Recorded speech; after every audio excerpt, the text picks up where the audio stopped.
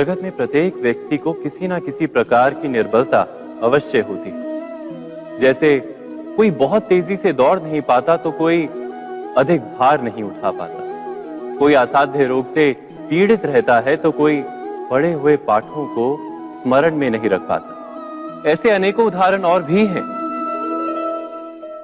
क्या आप किसी ऐसे व्यक्ति को जानते हैं जिसे सब कुछ प्राप्त हो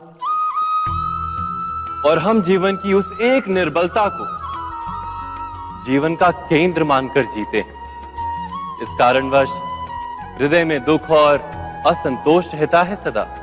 निर्बलता मनुष्य को जन्म से अथवा संजोग से प्राप्त होती है, किंतु उस निर्बलता को मनुष्य का मन अपनी मर्यादा बना लेता है। किंतु कुछ व्यक्ति ऐसे भी होते हैं जो अपने पुरुषार्थ और श्रम से उस निर्बलता को पराजित कर देते हैं। क्या भेद है उनमें और अन्य लोगों में?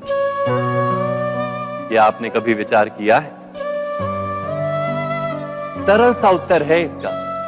जो व्यक्ति निर्बलता से पराजित नहीं होता, जो पुरुषार्थ करने का साहस रखता है हृदय में, वो निर्बलता को पार कर जाता है। अर्थात निर्बलता अवश्य ईश्वर देता है, किंतु मर्यादा मनुष्य का मन ही निर्मित करता है। स्वयं विचार कीजिए।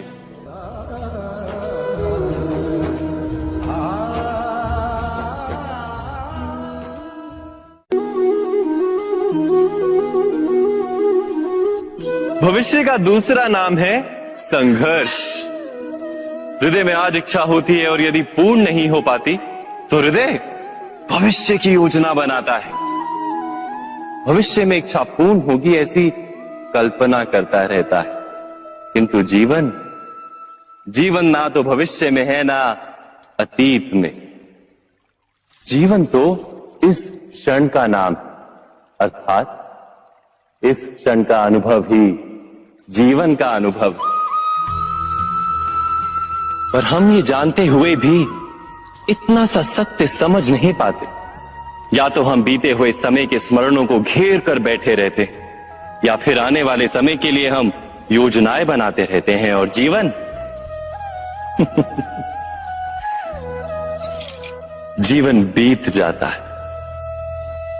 एक सत्य यदि हम हृदय में उतार लें कि ना हम भविष्य देख सकते हैं, ना ही भविष्य निर्मित कर सकते हैं, हम तो केवल धैर्य और साहस के साथ भविष्य को आलिंगन दे सकते हैं, स्वागत कर सकते हैं भविष्य का।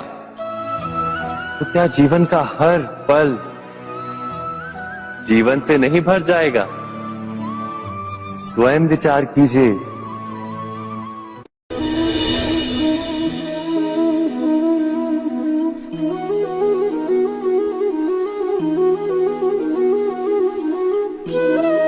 ज्ञान प्राप्ति सदा ही समर्पण से होती है, ये हम सब जानते हैं।